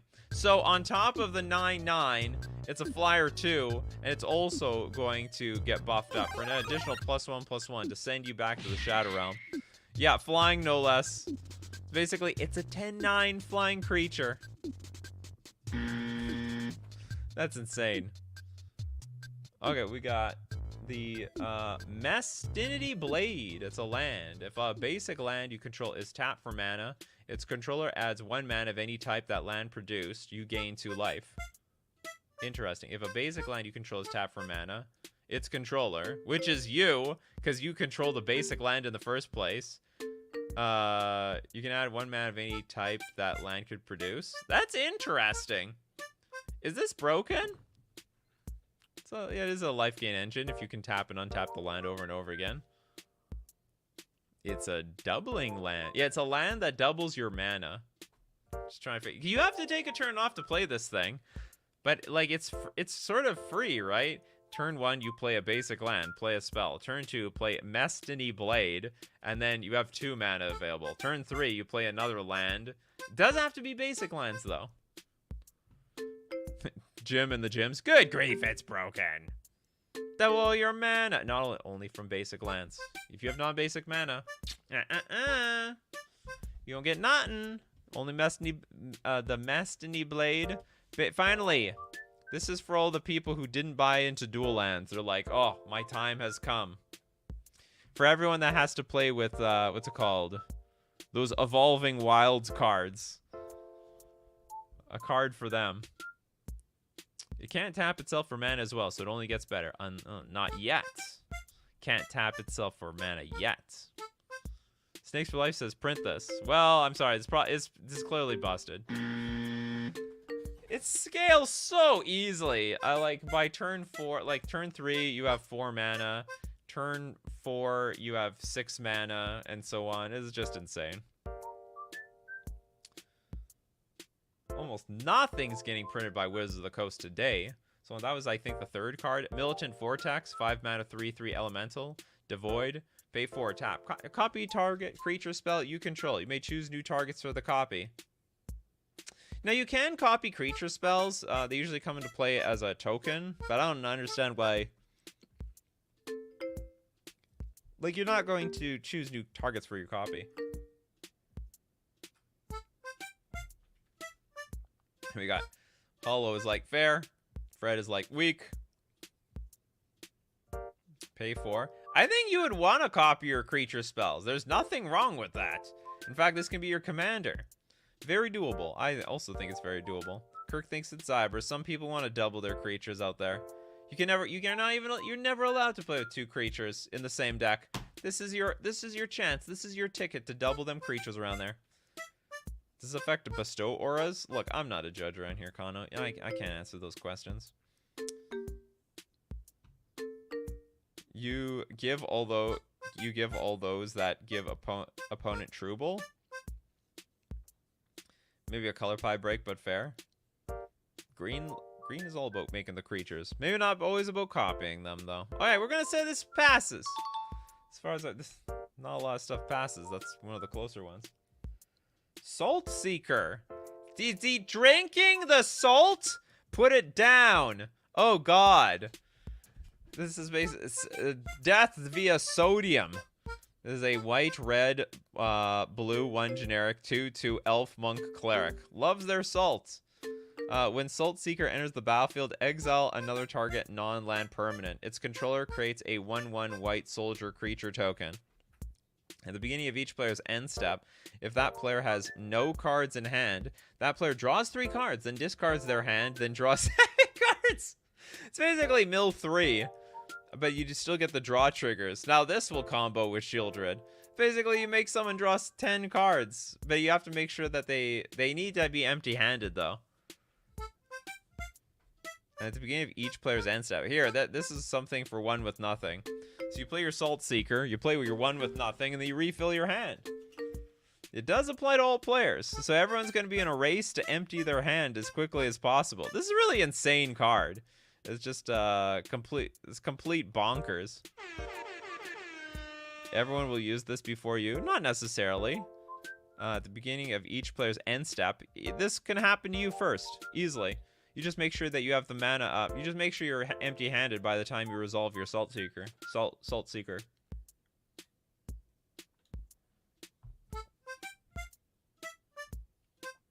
Notion Thief. They wouldn't do anything, right? Oh, Notion Thief, not the other one. Yeah. Okay, Notion Thief might work. That man does look much like an elf to me. This is a very old elf. It's Elf Monk. Oh, because no pointy ears. Might have had some surgery, you know? Plastic surgery is pretty popular these days. Just want to fit in with all the other monks. Nothing wrong with that, alright? Nothing wrong with that. Little cosmetic surgery didn't hurt nobody. Them is both salts. And your second main, I make you draw a card. Well, you gotta make me draw a card. Hard to pull off with Children and Commander, 4 colors. Hey, a person can dream. Cool card. Okay, next super chat. Coming from Marco. Wants another... Okay, another... I'm gonna give this like 3 cards, or this show is gonna... We have a lot of super chats to go. Thank you very much for the cards. Thank you very much for that super chat. Okay, General Atoni. We got... It's a Nixilus Planeswalker.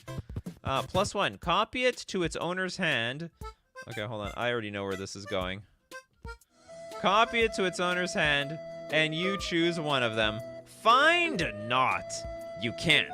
You win the Dumong. And as a 1/1 token, onto those creatures' deals. You know what? This sounds like a flavor text that the, very, very often this sounds exactly like a flavor text to all these other cards, except they turned it into an ability. Is this Obnixilis? Because that's what Nixilis is, right? I just love the traffic. I just love the traffic cone hat. Yeah. There's nothing wrong with my hat. There's nothing wrong with this hat. It's a perfectly fine hat. I found it on the ground. In fact, it was on the road. Couldn't believe someone left it there. Do I hear a car crash? Yeah, yeah, exactly. What happened here? General Atoni. Find not, you can't. Why does everyone say this is like Yoda? General Atoni. I want this guy to be me in 20 years. Well, in 20 years you can be that guy. I don't know if I would drive him or drive around him. Yeah, maybe the guy's job is actually to be a human traffic cone. Deep into the future, when jobs are very scarce, as the machines took over all the jobs, we now have human beings acting as pylons on the ground. Looks like Tim Curry. I completely agree. Okay, anyway. Shredderoonie. Uh-oh. It's one of those cards. Okay. A Johnny Viper Skeleton for 3 mana. It's a siege. When it enters the battlefield, each player draws cards equal to the greatest power among creatures that player controls. That sounds perfectly legal. Each player, yeah, we draw cards equal to the power of everything. Which is weird for blue and white, because they don't have a whole lot of big, beefy creatures. Now, on the other side, when we destroy the battle, it is a 4/4 Sifter Necromancer. It's a spirit with flying. And at the beginning of your upkeep, you may add triple black. What are you going to do with that, triple black? I don't know what you're going to do, but actually it seems quite fine. Should be Simic. Well, they don't want to give this card drawing ability to Simic, because then obviously we'll just really favor them now, wouldn't it? I think this is broken, Crowcore game. I actually think this is very playable. Yeah, you may. Yeah, well, just in case you're playing with mana burn, I guess. You can't cast the backside. Don't we get the backside when we beat the siege? At the upkeep, really nice niche on the flip side there. Yeah. Cool. I think it passes. I don't think there's anything wrong with this card. I think you're all crazy. We got Wild Out. It is a green sorcery. You can't play lands or cast spells permanently. It's permanent. And it's only me. Like, why would we do this? Why would we do this to each other? Please, no. It's not, what do you mean it's the reverse of broken? It's anti-broken. How is the AI making multiple playable cards? Well, I mean, this is playable too. I mean, it's doable. I wouldn't want to play it though. Yeah, the flex. I'm just not going to play it. This is like, what's it called? Epic? It's like literally epic. It's epic with no upside. It hurt itself in confusion. Find some way to make your opponent play it. Hive Mind. Hive Mind would do that, actually. Yeah, this and Hive Mind. Yeah, that would work. You can't play lands or cast spells. And then at the end, everyone's goes on the stack. They all resolve. Then when it gets to your Wild Out, you counter your own Wild Out. And you're like, fools! I had no intention of, sticking to the pact. You all can't play lands or cast spells for the rest of the game. Yeah, the epic upside is that it costs 1 green mana. What a weird card. Well, do we? It's not like, yeah. I mean, we have to. The guard is a joke, but it's doable. Literally doable. Why is there so many spammers? That's our second spammer of today. Okay, I'm gonna give it a pass. Oh my goodness. Okay, we got the Gallowbore Alley for 2 mana. This card is got 3 defense. Whenever you cast a white spell, creatures you control gain first strike until end of turn. Very underwhelming. Very legal. And then we got the Not Rack Carada. It is a 3/3 Vigilance Haste. Not Rack Carada gets +2/+2 for each aura attached to it. For you aura players, you might want to play this card. You might want to play that card. This just looks like a real card, to be honest. If you showed me this card, I would just assume it's a real card. It's like, hey, this is from the latest set. Oh yeah, okay. Oh, I guess the thing that would give it away is the Not Rack. The Not Rack Carada. Kinda sucks. That's like our bar. Wow, this card's so underwhelming. Ship that card. Okay, our next super chat come from the Eric Big E. Thank you very much for your super chat. Hi there, first time catching a live show. Figured I'd say hi and great show. You're welcome. And we are super chat Eric. We're gonna take a look at another card. Hopefully you're still there, Eric. Okay, we got the Sacred Promine. This is a... Holy moly! How many chapters do we have? It's a 2-mana saga with 1, 2, 3, 4, 5, 6 chapters. Okay, chapter 1. We are gonna get value. We get ourselves a treasure token. Now, chapters 2 to 6, sorry. You may pay 5 life. If you do search your library for a creature card, put it onto the battlefield. Get out of here. Get out of here. Enemy spotted. Yeah, get it out of here. Yeah, some people are gonna play it. Yeah, Ultra Danger. It's like if you may pay 5 if you do. Oh, you can just do it right now. You can do it multiple times on the same turn. Okay, I'll pay 7 life and just put all these creatures in play and hopefully it just wins the game at that point. How much life can you guys pay in Commander? You have 40 life, so you can do it 7 times. Gain a little life, you can do it 8. Yeah, Enchantment Danger. That's funny that they expect the game to go this long. I don't know if you put this card in the right pre-con, I guess. I don't even know how you make this fair. Put a bunch of vanilla creatures in your deck? This feels like Russian roulette on a Magic card. Yeah, except you always win. It's Russian roulette that always pays off. Alright, next up, Dark Star Ashura, donate for 2 more cards. Alright, let's take a look at 2 more cards. Another one. Another one. Okay, we have the Soulstred Night Watch. It's a blue 3 generic instant with blue creatures become blue until end of turn. Just in case they didn't know, blue creatures. This is the most redundant card of all time. It's not illegal, all right? It's not illegal. The card questions why it even exists, but it's not illegal. Sponge is like, this is too strong. They could never have let this out of R&D. The Cobbling shall die for this. The Cobblings! Thanks for the reminder text. Yeah, vote blue today. Blue creatures become blue.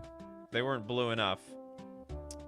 Oh, you know what? That's actually true, but only... hold on, who said this? I think multicolored creatures are now just blue. Exactly. Do you know what? There is some function to this card, if that matters. So it's like destroy... It's like... If you've got an Is It card and someone plays... What is it? Red Elemental Blast, I think it is. Which at... not Red Elemental Blast. Blue Elemental Blast. At end of... Like, upon resolution, I think that's the one. It will destroy a red creature. In response, you can Soulstred Night Watch, turn your Is It card into just a blue card, and then it won't destroy your creature anymore. Or if someone's trying to, like, has protection from red against your Is It card, Soulstred Night Watch, looking out for you.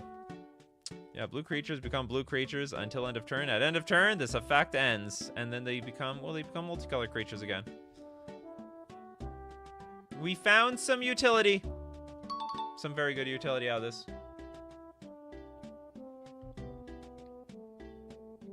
and the art is cool. Looks like a nice floating cloud. Oh, there's a second card to this. Okay, the moment of justice. Holy crap! Target opponent loses the game. That quickly. It's all over. That's crazy. Did we see this before? Did I see this on did I see this on Twitter before? Balanced? How is that balanced? Destroy target player. Target opponent, they just lose. Sorry, opponent. That's magic, all right? So you gotta learn how magic works. You gotta be playing these cards in your deck. Very well played from the person who plays Moment of Justice. I mean, there was just a land that won the game. This is slow. All you need is Dark Ritual, boy. Imagine someone teaches you the game, and then they go, okay, Dark Ritual, Moment of Justice. What does that card do? Target opponent loses the game. You are my opponent. You lose the game. Would you like to play another one? Yeah, no, that's the quickest route to people switching to Yu-Gi-Oh! Pretty balanced within the realm of AI Magic the Gathering cards. Well, we were saying this on another show. Like, the AI is making these cards, like, you have to kill somebody 10 times. And then once you do that, then you finally actually win the game. You know, everyone loses the game or is destroyed so often that it seems so unpractical that the game would end the moment someone is destroyed. Only one opponent, fair, and yeah, only one opponent. You get to only you take your shot once. Yu-Gi-Oh! Is not the place to go if you're looking to escape first turn kill decks. That's true. If anything, Yu-Gi-Oh! Would go from there to here. I feel like if they're upset at that, then they'll be upset at Yu-Gi-Oh! Too. Yeah, they will. Wrong game for me to mention. I think, well, I've never played all the card games, but I think Yu-Gi-Oh!, the Pokemon TCG, I think they're like crazy broken. Magic's on the safer side. Okay, next super chat. We got Crowcore Games here in the house. Thank you so much, Crowcore. You can laying it makes that land tap for 2 danger. You can playing it? I don't know what that was in reference to. But you do know that when you donate, I'm going to look at another card. I'm going to look at the Quicking Mystic is a green 5 generic Phyrexian Gremlin with horsemanship. It doesn't have power and toughness. When Quicking Mystic attacks, you have 10 or more opponents. Wow, this card does absolutely nothing and does it excellently. In fact, I think it dies instantly. Like, you put it onto the battlefield and it's just dead. The Quicking.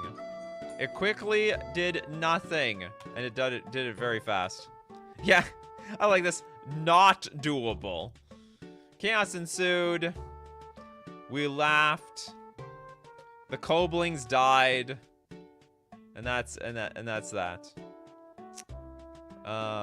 Mestiny Blade is the land I referred to, by the way. Is in my super. I know it's been a while. I meant you to use the Guild Pact, and it taps it for 2. Oh, okay, gotcha. It's too powerful to have. It's too powerful to have power and toughness. Thanks, Aurora. And you are an opponent, and you are an opponent. Yeah, you have 10 opponents. I have to make my. It's so powerful. It needs opponents just to have a challenge in this world. It makes people. Okay, Tom Squires. Hi, I'm from the UK. I should be asleep, but this is fun. And it's so much fun, we gotta keep it going. At least one more card. Thanks, Tom Squires. Alright, next up. We got the low chord. The watered feline. Did we not do these? I think we've looped all the way around. I'm pretty sure we did low chord. The watered Ted Felide. Draw 2 cards, then discard one of your opponents. They can't be regenerated. Come on, is this? I don't think we did wreck though. Oh no, we did this one. I think okay, so we'll do it. We'll do it for Tom. Tom, if you never saw the low chord, we'll end the show on this one. We finally looped around to the other AI cards. Oh no, you know what we could do? Hold on. You know what we do? We're gonna go the uncurated section, people. We're gonna go to uncurated. This is where they're really bonkers. These are the cards that are so dangerous. They can't even put them on the front page of the original account. Okay, we got Ludovic's Retriever. It is a black 2 generic 3/4 fungus skeleton. When Ludovic's Retriever enters the battlefield, draw a card. Any player may activate this ability, but only during their turn. That's impossible. To activate this ability, it's an ETB effect. Sacrifice a land. Ludovic's Retriever gets +1/+1 until end of turn. That's exactly what we get. That don't work. That's not how this works around here. Winter Fox says, in Yu-Gi-Oh! There is a deck style known as the Solitaire deck that has little interaction with the opponent and generally doesn't care what the opponent does and will usually first turn kill them. Thanks so much for your super chat, Winter Fox. Okay, we'll look at 3 more of these. At least 3. We'll look at least 3. Okay, so we're this one. Well, the rules don't work with this one. Okay, we had Ether Shadow. Some of them come in here. Okay, we've got the Spectral Recluse. The Goblin Elder. Goblin Elder is a black 6 generic 3/3 Raccoon Wizard. This is our Raccoon fam in the house. They'll love it. They love the Raccoon fam. Okay, next up we got anyway, so 3/3 flying. Whenever Goblin Elder attacks, it gets +1/+1 until end of turn for each land you control. Oh!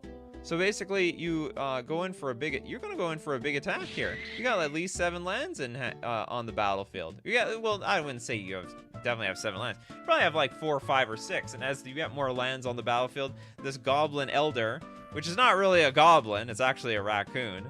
Well, I guess it's to the goblins, it's the Elder. This is a raccoon flying in the air to the goblins. 10 out of 10 for potentially. The Green Goblin works for me. 7 mana, 10 flying is meh, and that's why it's so doable that it's gonna pass. Looks like there's some more flying raccoons in the background. Oh yeah, it's a pact of flying raccoons. Next up, we'll look at the Jewel Bases. Jewel Bases is a 5 mana 3/1 that has trample. It's a wolf detect list.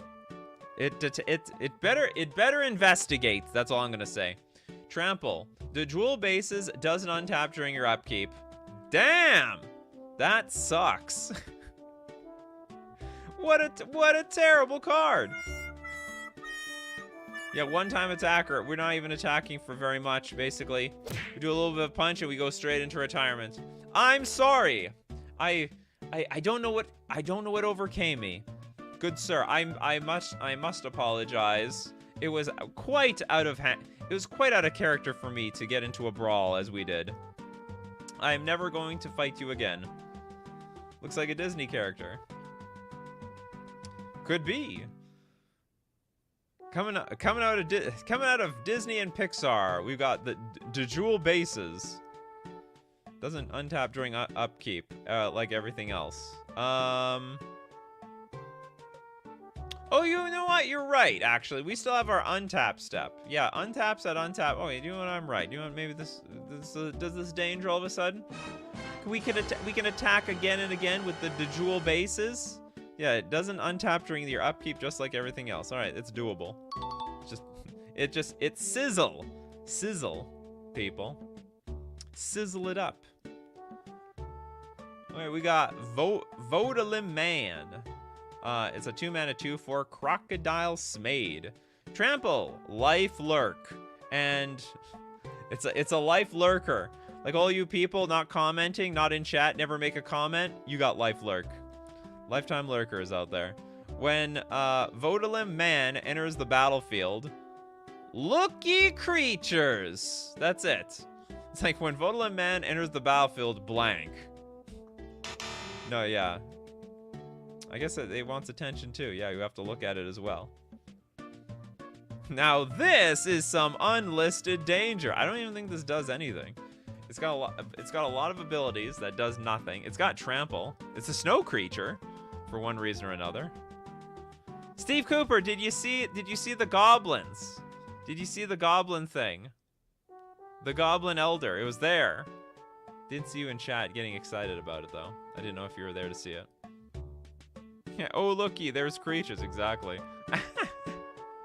Anyway, this card doesn't make enough sense. It doesn't make enough sense to exist. And we'll look at drill. Ooh, how the hell? Why didn't this make the front page? Holy crap, this is scary as hell. This is the Drill Roiler. It is a green 3 generic, 4 loyalty. Phyrexian Dimnitian Alien. Tap. Only you can't draw a card. Witodes or games. Though always twisted, the rumors branch. It actually is the most intelligible flavor text we have all day. And it's on a card that makes absolutely no sense. This is like Smokey the Bear meets, what's it called? Five Nights at Freddy's. I can't draw a card. I wouldn't be trying to draw cards while the Drill Roiler is there. Stops you from decking out, I guess so. Tap, only you can't draw a card. Witoids games. NFS is gonna sue. Can you tap Planeswalkers? I don't know. It's a permanent. Planeswalkers are permanent like any other card on the battlefield. I don't see why not. Ooh, I like that, Toads. 5 Nights at Smokey's. Smokey turned into a Phyrexian. He's had enough of our dumb human shit. No reason you can't. Yeah, exactly. Just because it hasn't been done before doesn't mean it can't be done. Ooh, speaking of bears, we got the Grizzly. Snow Not Vanguard. Create an XX colorless golem artifact creature token where X is the total Rebius controller. Mill of them. You reform any creatures and create a 2/2 white goblin army creature token. That's a copy of it, where X is the mana value of that creature has destroyed this way. And let's not forget, it's got E-pot number, ice green. And to describe this card, each pink joy is an Emog.